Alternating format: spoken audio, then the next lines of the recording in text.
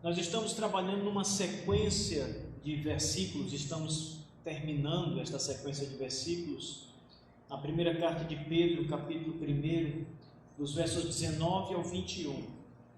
Então, mais uma vez, abram as Escrituras Sagradas em 1 Pedro, capítulo 1, versos 17 ao 21, e vamos ler toda a passagem para então analisarmos mais detalhadamente um ponto que está sendo aqui apresentado pelo apóstolo Pedro.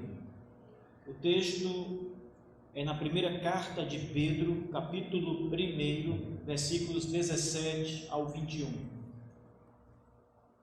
o qual diz assim, meus irmãos: Ora, se invocais como Pai aquele que sem acepção de pessoas julga segundo as obras de cada um, portai-vos com temor durante o tempo da vossa peregrinação, sabendo que não foi mediante coisas corruptíveis, como prata ou ouro, que fostes resgatados do vosso fútil procedimento que vossos pais vos legaram, mas pelo precioso sangue, como de cordeiro sem defeito e sem mácula, o sangue de Cristo, conhecido com efeito antes da fundação do mundo, porém manifestado no fim dos tempos por amor de vós, que por meio dele tendes fé em Deus, o qual o ressuscitou dentre os mortos e lhe deu glória, de sorte que a vossa fé e esperança estejam em Deus.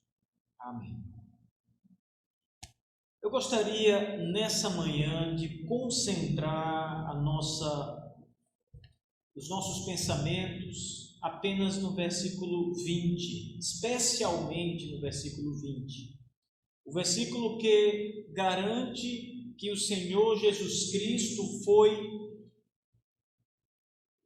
escolhido por Deus para cumprir a obra da salvação em favor do seu povo antes da fundação do mundo. Antes que o mundo fosse criado, antes que o universo viesse a existir, Deus, o Pai, já havia separado ou escolhido a Jesus Cristo como o Salvador do seu povo em especial. Existem algumas colocações que são bem interessantes aqui, meus irmãos, mas antes deixe-me falar acerca do que o apóstolo Pedro diz em linguagem geral nesse pequeno versículo 20, pequeno, mas grande nas revelações que são aqui apresentadas em favor da igreja.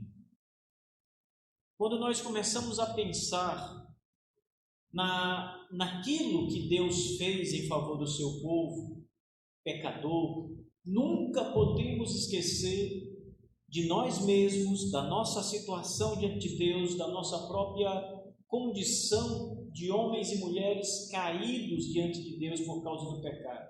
Mas mesmo assim, aquilo que Deus fez em favor do seu povo tem valor eterno, segundo o apóstolo Pedro. É desde a eternidade. Não é algo que simplesmente aconteceu no tempo. A decisão de Deus em enviar Jesus Cristo para salvar o seu povo não foi algo que se decide ao longo do tempo. Às vezes você toma decisões no tempo. Você resolve tomar uma certa medida na sua vida, tomar uma certa decisão na sua vida, algo que você até ontem não havia pensado nisso. Mas hoje você decidiu tomar essa decisão. Com Deus foi diferente. Na eternidade, antes do tempo, antes que o tempo começasse a ser contado, que existisse qualquer coisa, quando apenas havia o que se chama de eternidade, Deus já havia separado Jesus Cristo para ser o Salvador do seu povo. E isso, meus irmãos, é algo muito glorioso, o qual, como igreja do Senhor Jesus, nós devemos louvá-lo e glorificá-lo todo o tempo em nossa vida, todos os dias em nossa vida. Veja, Pedro ele vai fazer uma comparação inicialmente com a eternidade, por um lado, e o tempo, por outro lado. Ele vai falar de Jesus na eternidade, de Jesus separado e escolhido para salvar o seu povo desde a eternidade, mas ele também vai falar de Jesus vindo no tempo, cumprindo a missão no tempo, num tempo determinado por Deus para salvar o seu povo. Veja, o verso 20 diz, o texto está falando sobre Jesus Cristo. É importante entendermos que as referências que são apresentadas aqui são referências a Jesus Cristo e não simplesmente a sua morte, o seu sangue, porque o verso 19 pode nos levar a um entendimento menor do que aquilo que está sendo dito. O verso 19 diz, pelo precioso sangue, como de cordeiro sem defeito e sem mácula, o sangue de Cristo, conhecido com efeito antes da fundação do mundo. Aquilo que é conhecido antes da fundação do mundo não é o sangue de Cristo apenas. A referência é ao próprio Senhor Jesus Cristo. O verso 21, para deixar essa ideia mais clara, Pedro diz, porque por meio dele tendes fé em Deus, o qual o ressuscitou. Não foi o sangue que foi ressuscitado, foi o Senhor Jesus Cristo, a pessoa, o homem Jesus Cristo, que levantou dos mortos pelo poder de Deus. Então, o verso 20 é uma referência a Cristo, ao homem Jesus Cristo. E esse homem Jesus Cristo, esse Logos divino, o Deus que também é homem, foi conhecido com efeito antes da fundação do mundo. Vamos primeiro pensar nas questões relacionadas à eternidade, irmãos. A palavra conhecido aqui traz exatamente a ideia de que ele foi escolhido, já havia sido determinado por Deus escolhê-lo, separá-lo para esse fim específico e maravilhoso que é a salvação do seu povo. Ele foi conhecido na eternidade. Ele foi separado desde a eternidade, com efeito antes da fundação do mundo, diz o apóstolo Pedro, antes que qualquer coisa existisse. O Filho de Deus nos foi dado como Salvador, Salvador da igreja, Salvador daqueles que irão olhar para Ele antes da fundação do mundo, antes da eternidade. Ele foi separado, ele foi tomado pelo Pai para ser o Salvador da igreja bendita de Deus. É um grande privilégio tudo isso, irmãos. Na eternidade estávamos na mente de Deus, porque o Cristo foi separado para nós, para a salvação, para vir ao mundo e morrer por nós, antes de qualquer coisa existir, antes da fundação do mundo. Na eternidade, Deus o Pai separa Deus o Filho para salvar pecadores como nós. Veja que grande privilégio a igreja de Deus tem. Que grande privilégio os homens que são salvos, homens e mulheres que são salvos, que são lavados e remidos dos seus pecados têm. Eles foram conhecidos por Deus também antes da fundação do mundo. Veja, o apóstolo Paulo, na sua carta aos Efésios, ele vai dizer a mesma coisa em relação à igreja, a mesma coisa que Pedro diz sobre Cristo, ou seja, que Cristo foi separado ou escolhido ou conhecido por Deus antes da fundação do mundo. Paulo vai dizer sobre a igreja, os crentes que foram eleitos e predestinados antes da fundação do mundo. Portanto, quando nós unimos essas duas verdades eternas, que são Cristo foi separado para salvar a igreja antes da fundação do mundo, e por outro lado, a igreja foi escolhida e separada por Deus para ser salva por Cristo antes da fundação do mundo. nós precisamos entender que nós estávamos na mente de Deus, os eleitos, o povo de Deus, antes que qualquer coisa existisse, irmãos. Essa é uma verdade muito grande para nós, para pensarmos sobre ela. Porque nós não somos seres eternos como Deus é eterno. Deus é eterno em si mesmo. Nós fomos dotados de eternidade. Ele nos fez para sermos eternos. Mas houve um tempo em que nós não existíamos de fato, senão na mente de Deus. E Deus sempre existiu de fato. E Jesus Cristo, o Logos divino, sempre existiu de fato. Essa também é uma referência, não apenas a Deus separar Jesus para ser o Salvador do seu povo, daqueles que ainda iriam nascer. Essa também é uma revelação da pré-existência de Cristo. Ele já existia desde os tempos eternos, como diz a Bíblia, desde a eternidade.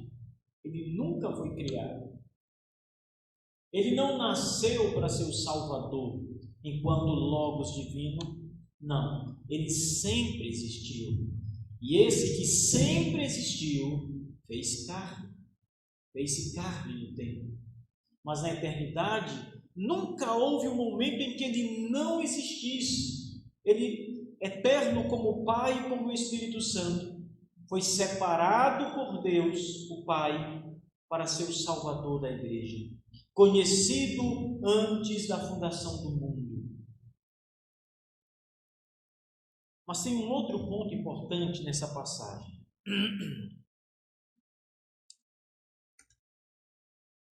Perceba que apesar de Jesus ter sido separado, o Logos divino ter sido separado para salvar a igreja na eternidade, ele só se manifesta no tempo. O que significa que a nossa salvação acontece no tempo. Ou seja, deixa eu explicar isso para os irmãos. Nós fomos eleitos na eternidade para sermos salvos. Nós, a igreja, fomos separados para sermos salvos. Mas perceba que o verbo ser está no futuro. Nós ainda seremos salvos. Isso acontece no tempo. A salvação, ela é certa, segura, garantida, mas só é realizada quando Jesus faz-se Ele mesmo carne, em figura humana, vem ao mundo, morre no madeiro pregado para, de uma vez por todas, consumar a salvação que foi na eternidade determinada pelo Pai. Isso significa que os eleitos não nascem salvos. Nós nascemos eleitos para a salvação, mas os eleitos não têm uma salvação garantida, não garantida, mas consumada desde o seu nascimento. Ela consuma-se na cruz do Calvário. É quando Jesus está pregado e na sua oração ele diz: Pai, está consumado, está terminada a obra da redenção. É nesse momento que a redenção nos é concluída. Verdadeiramente a salvação acontece no tempo. Ela foi determinada eternamente, ela foi assegurada eternamente, mas ela só acontece no tempo.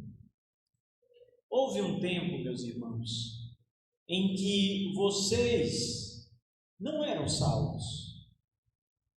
Vocês estavam nos seus pecados, vocês estavam condenados e a ira de Deus estava sobre vocês, sobre mim também, sobre todos os crentes em Cristo.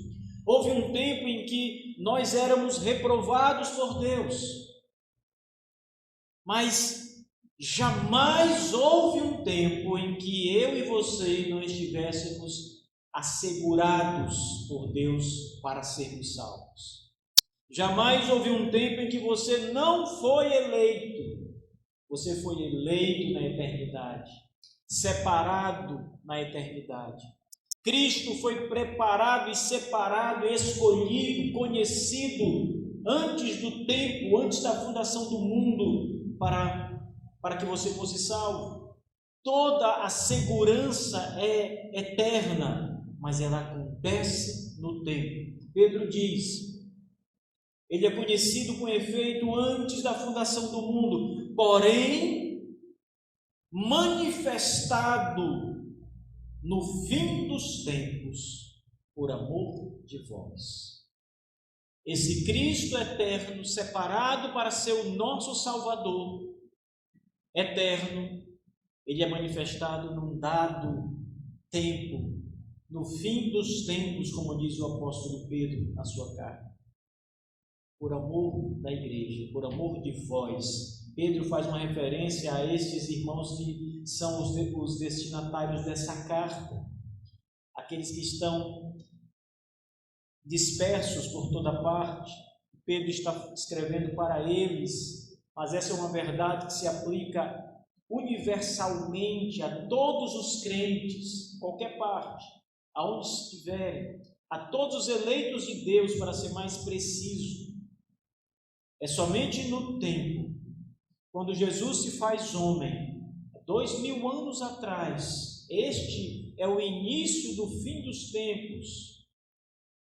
O fim dos tempos acontece quando Cristo vem ao mundo. A partir dali, nós temos uma nova era escatológica, a última era escatológica, o último tempo. E isso dura até quando, pastor? Até a volta de Jesus. Isso significa que nós estamos vivendo no fim dos tempos. Jesus foi manifestado, diz o apóstolo Pedro, no fim dos tempos. Já se passaram até que Cristo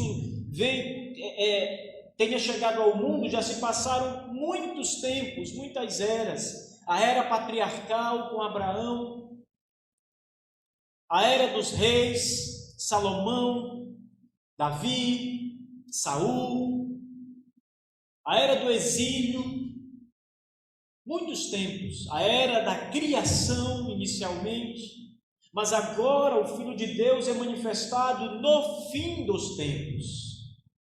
Ele é manifestado por amor a nós, a todo o seu povo, a igreja. E quando Jesus se faz carne, quando ele vem ao mundo em figura humana, quando Deus se faz carne, Jesus, e vem ao mundo, ele vem por amor do seu povo. Não só do seu povo daquele tempo, isso é muito importante. Ele foi revelado no tempo, num determinado tempo, mas ele veio não apenas para aquelas pessoas daquele tempo específico. Era o tempo de Pedro, o tempo das pessoas ao qual Pedro estava escrevendo, o tempo de todos os demais apóstolos de Cristo.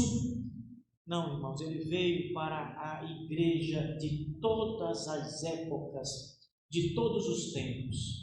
Ele é um marcador, ele é revelado ao mundo 2000 anos atrás, mas a sua obra retrocede desde a eternidade, ela retrocede do seu nascimento até Adão, e ela cobre os pecados de todo o seu povo em todas as épocas antes dele vir.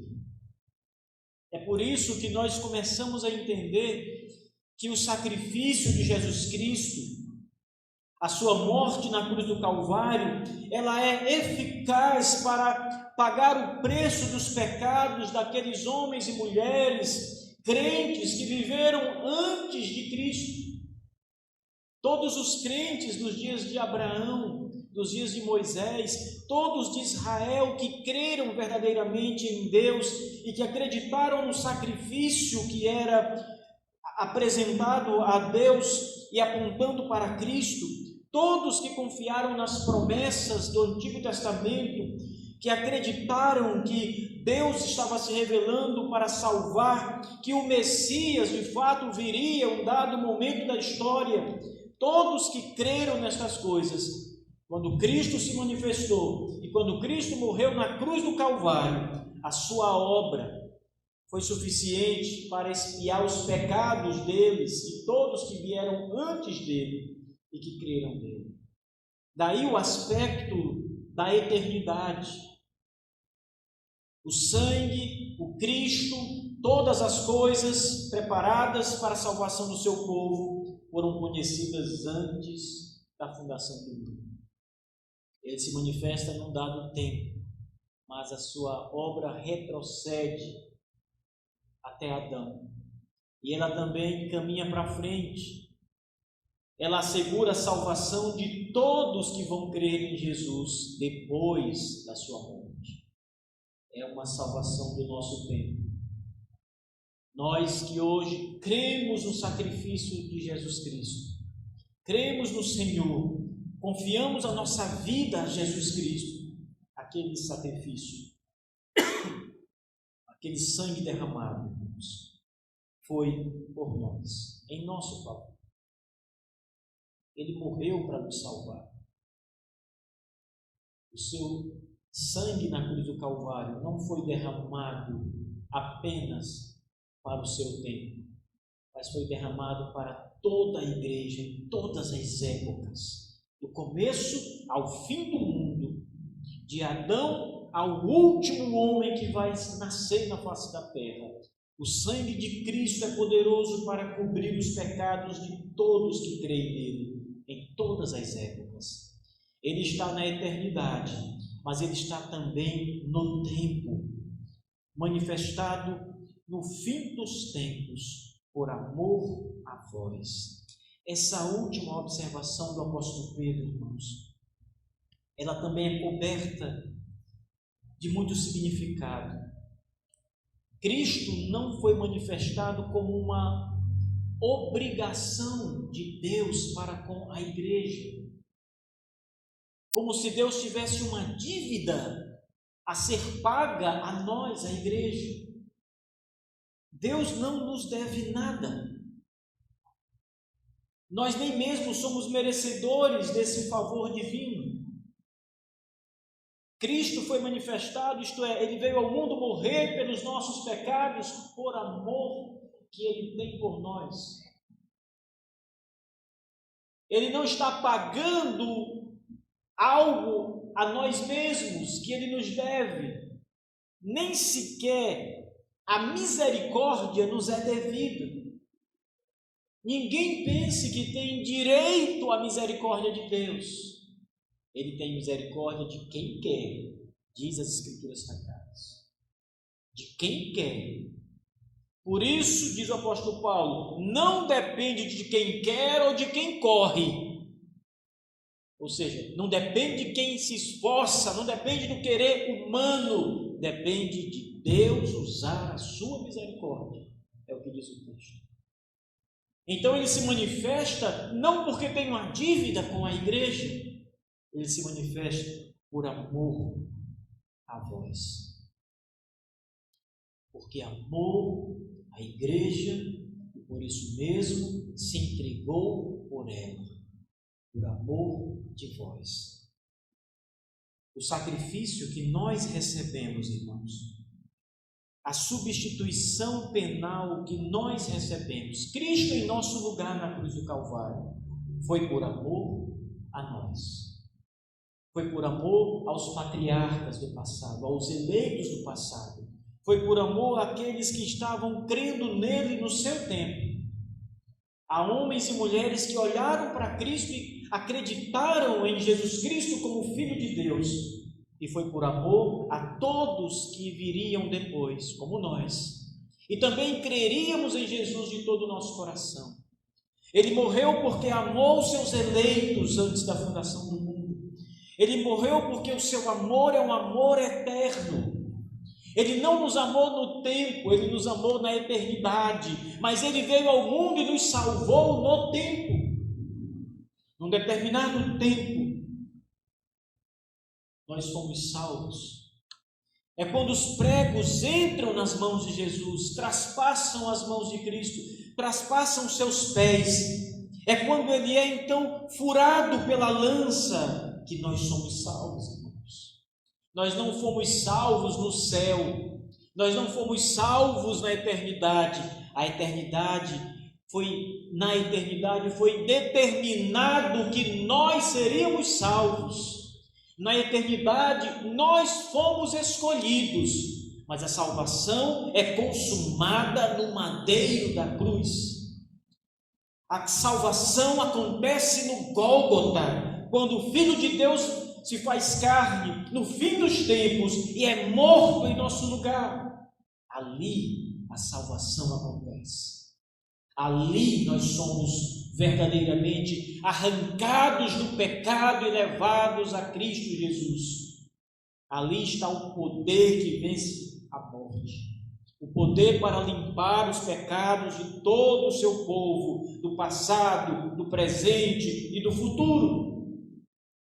Na cruz, com o sangue derramado do nosso Salvador, o sangue dos cordeiros que vieram lá atrás, verdadeiramente ganha o seu valor, porque aquele sangue de animais olhava, apontava para o sangue que escorria no madeiro de Jesus Cristo.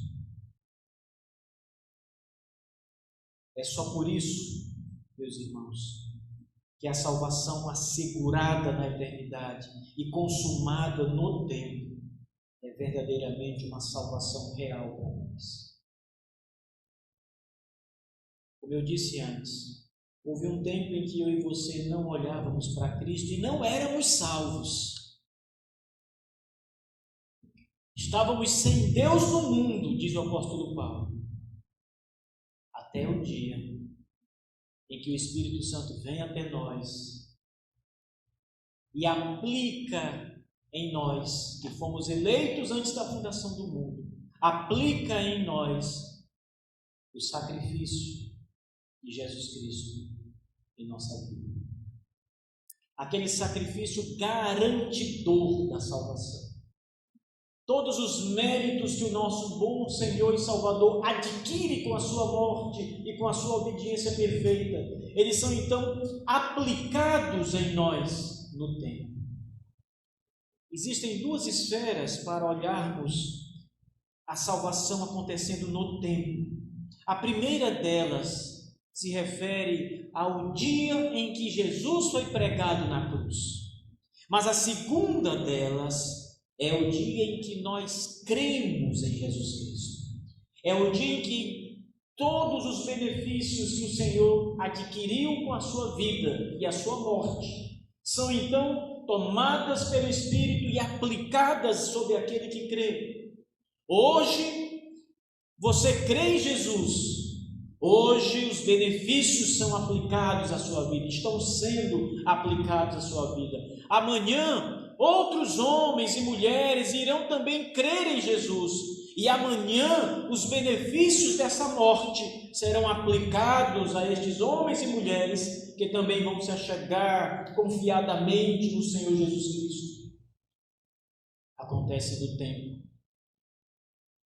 Aqueles que são eleitos hoje, mas que ainda não foram chamados e que ainda estão em pecados e misérias, serão chamados, terão seus pecados perdoados no tempo.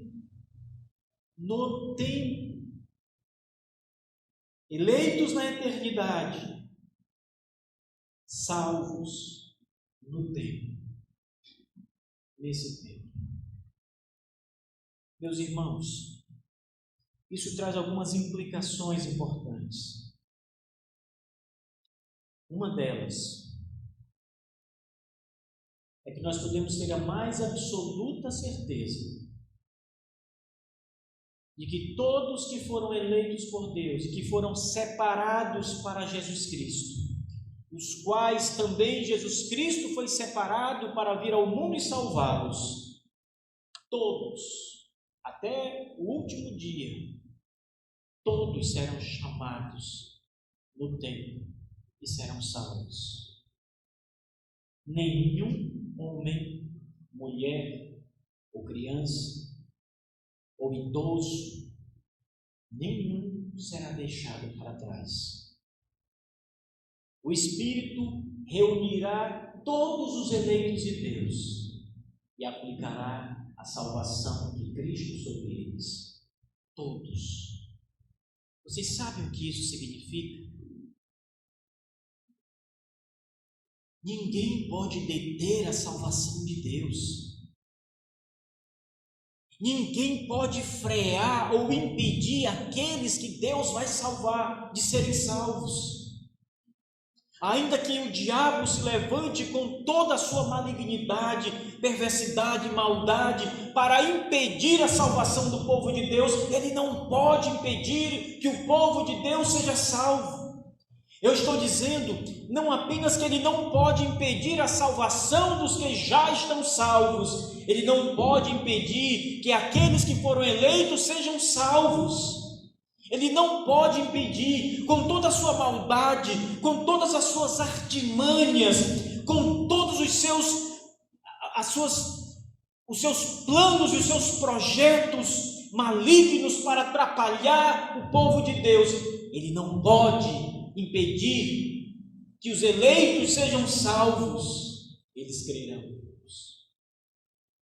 Todos que foram separados para que Cristo salvasse serão salvos, todos eles, sem impedimento. Sem impedimento. Isso significa a vitória do Evangelho, irmãos. Isso significa a vitória de Deus no mundo caído.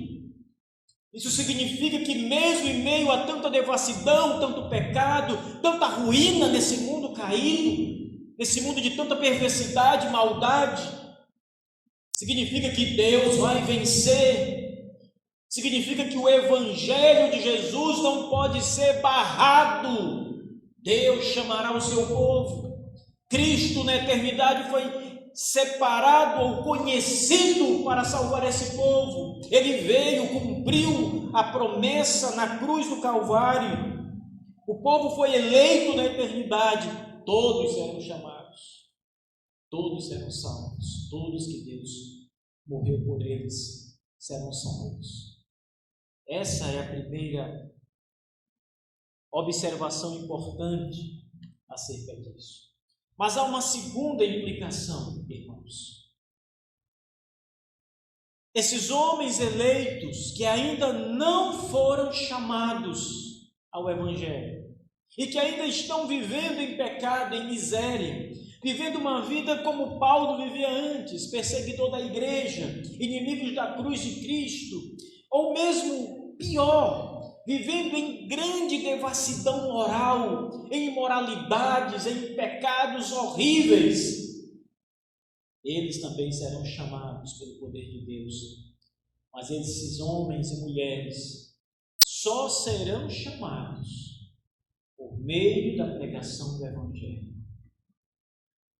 E a implicação disso é a igreja chamada. Nós temos o dever e a tarefa de pregar o Evangelho, de anunciar a vitória de Jesus Cristo, o perdão dos pecados, a remissão dos pecados, o amor de Deus ao mundo, a todas as pessoas, porque os eleitos serão despertos com a pregação da palavra.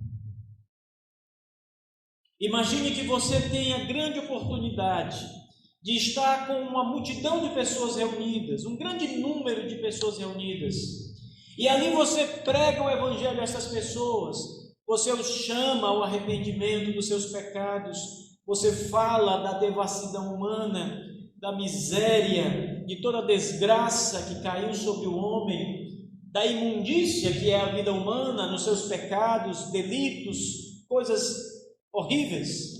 E você então começa a mostrar que Cristo veio para salvar o seu povo, limpar esses homens dos seus pecados, trazer paz com Deus, trazer perdão, trazer misericórdia, talvez dessa grande multidão, 1, 2 ou 3 ouçam o Evangelho e recebam ali do Espírito Santo no tempo, porque são eleitos de Deus, o chamado eficaz, a aplicação da salvação na vida deles ali.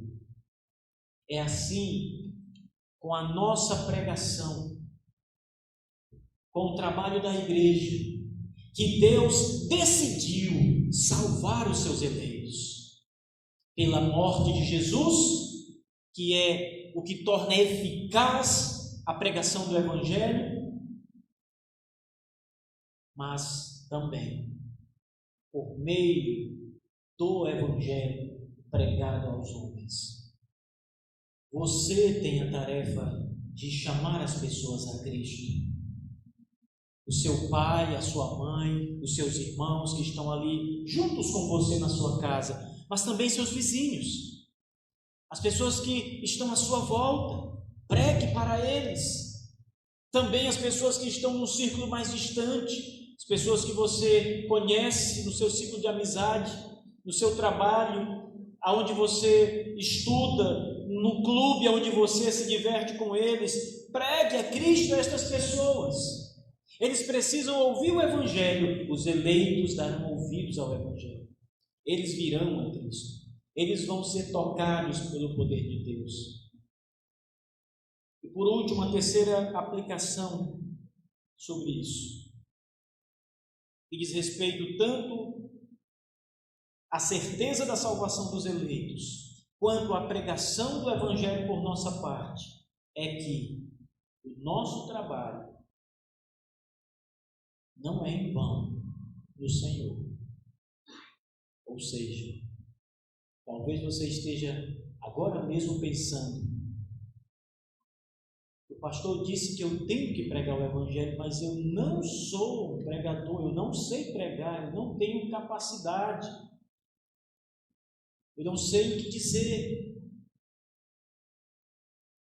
Saiba, meus irmãos, que o Senhor vai salvar os seus eleitos, não porque nós somos bons pregadores, não porque a nossa palavra é ela mesma infalível, mas porque o Evangelho é o poder de Deus para a salvação. E o Senhor, independente do seu grau de instrução, independente da profundidade de conhecimento que você tem do Evangelho, Deus não chamou teólogos para pregar o Evangelho, acadêmicos para pregar o Evangelho. Ele chamou a igreja, homens simples. Pedro era pescador. Aliás, não só Pedro, quase todos os apóstolos trabalhavam com a pesca, com as coisas mais simples, eram homens iletrados na sua sociedade, ou seja, não eram homens acadêmicos, não eram homens treinados, como Paulo foi aos pés de Gamaliel. Ao contrário, todos os outros apóstolos eram homens simples do campo e das águas, eram pescadores ou criadores. E estes homens simples, que apenas podiam dizer: crê no Senhor Jesus e serás salvo, tu e tua casa.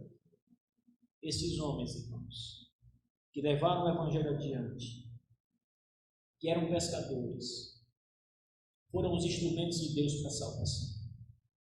Porque o Evangelho é o poder de Deus. E é o Espírito que vai agir no coração, no interior de cada pessoa. Não somos nós. Não é a nossa palavra em si, não é o nosso poder de persuasão, é o poder de Deus, é o poder do Espírito Santo. Por isso, uma vez mais, eu quero encorajá-los a pregar o Evangelho e confiar que a obra é feita por Deus apenas.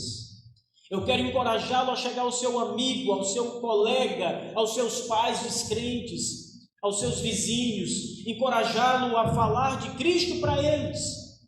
Basta dizer-lhes que Jesus é o Salvador maravilhoso que Deus enviou ao mundo para que todo que nele crê não pereça, mas tenha vida eterna.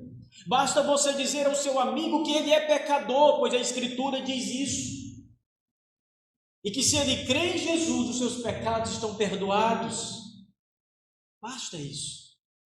Toda persuasão vem do alto. O Espírito irá à busca dos seus eleitos e os despertará da morte. Ressuscitarão espiritualmente. Estando vós mortos em vossos delitos e pecados, é assim que os eleitos que ainda não foram chamados estão nesse momento. Mortos em delitos, em pecados, longe de Deus, inimigos de Deus, mas quando ouvirem o Evangelho da graça, no tempo de Deus, serão despertados, virão a Cristo alegremente, desejosos, ainda que um inculto pregue o Evangelho a eles, ainda que com uma simples leitura de um texto da Sagrada Palavra seja proferido diante dele, o Espírito despertará e o chamará. Os eleitos não precisam de um Augustus Nicodemos, os eleitos não precisam de um Paul Washer, de um John Piper, ou de qualquer grande pregador do nosso tempo. Eles precisam de você. Deus chamou a igreja. Esses homens que eu citei são pastores de igrejas locais, mas a igreja como um todo é o povo que Deus separou para chamar os outros eleitos. Esses que foram chamados agora vão chamar exteriormente, e o Espírito de Deus vai chamar interiormente a cada um. Não tenham receio de pregar o Evangelho, irmãos, e evangelizar as pessoas. A nossa missão é a mais certa, a mais segura, a missão que não tem o menor perigo de não dar certo. É uma missão que foi preparada na eternidade, com o selo de Deus dizendo: chamarei os meus eleitos, todos eles. Estou mandando meu filho para a cruz para salvar os meus eleitos. Todos serão chamados. Você não precisa achar que vai fracassar. Se as pessoas que você está pregando não estão vindo a Cristo, apenas entenda: ou não chegou o dia destes homens virem a Cristo, ou eles jamais virão a Cristo, porque não são eleitos de Deus. Não há fracasso em você, na sua pregação, a menos que você não pregue o verdadeiro Evangelho, a menos que o Deus que você pregue não seja o Deus das Escrituras, o Jesus que você pregue não seja o Jesus da Bíblia. Mas se você for fiel e apenas pregar, Deus agirá. Os eleitos serão despertados da morte por meio da sua pregação, porque o Evangelho é o poder de Deus, e nenhum eleito permanecerá em seus pecados. Todos serão despertos. O sangue de Jesus e o próprio Cordeiro, Jesus Cristo, com efeito, foi conhecido antes da fundação do mundo, para ser manifestado no final dos tempos, por amor da igreja, por amor do seu povo, dos seus eleitos. Apenas pregue. Apenas tenha coragem e compromisso de pregar o Evangelho, porque tudo mais já foi feito, irmãos. Cristo já foi pregado e seu sangue já verteu na cruz. Aqueles que serão salvos já foram escolhidos pelo Pai. Veja, a missão é segura, a missão é certa de sucesso. Cabe a nós apenas arregaçarmos as mangas e colhermos, porque os campos estão brancos para a ceifa. Os eleitos são os frutos maduros que a igreja, por meio da pregação, colherá. Apenas pregue. A palavra que Paulo disse a Timóteo, eu quero encerrar este sermão citando-as mais uma vez. Pregue a tempo e fora de tempo. Pregue e não te cales. Amém.